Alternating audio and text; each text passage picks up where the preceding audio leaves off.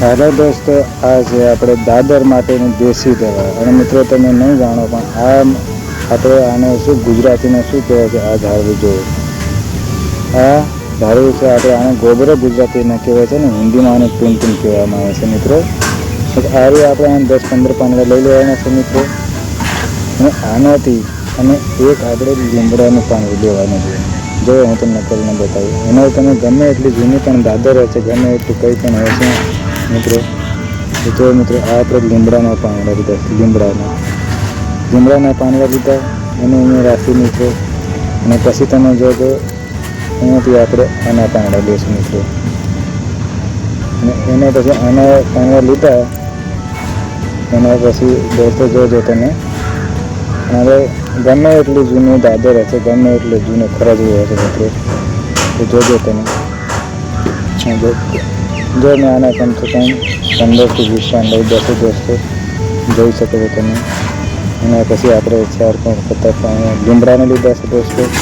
અને રહી જાય બાકીની વચ્ચે આપણે બધી સાઈડમાં. હવે પછી આના બંનેથી બરાબર, બંને હાથોથી બરાબર મળી કાઢીશું દોસ્તો.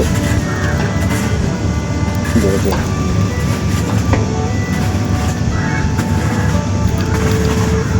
આવી રીતે કશું સંભાળવાનું છે દોસ્તો.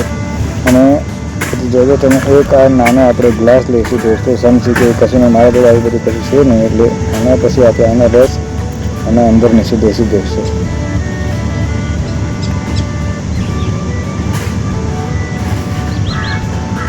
જો આવી રીતના આપણે આનો રસ લઈ જવાનો છે દોસ્તો.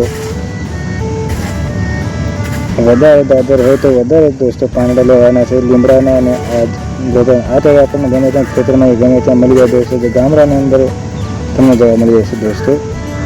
જોઈએ હવે આપણે આને નાખી દેવાનું છે દોસ્તો. અને પછી આ જે ગ્લાસના અંદર જુઓ, આ જે મળી છે આટલું જુઓ દોસ્તો. આના અંદર નાખે આ રીતે જો આપણે આ જે પાણીનું જે છે એ પાણી આપણે દાદર ઉપર લગાવી દેવાનું. સાંજ સવાર 2 ટાઈમ તમે લગાવી 3 થી 4 દિવસની અંદર મિત્રો તમને એનું રિઝલ્ટ જોવા મળશે. વિડીયો તમને ગમે હોય તો લાઈક કરો, શેર કરો અને સબસ્ક્રાઈબ કરો.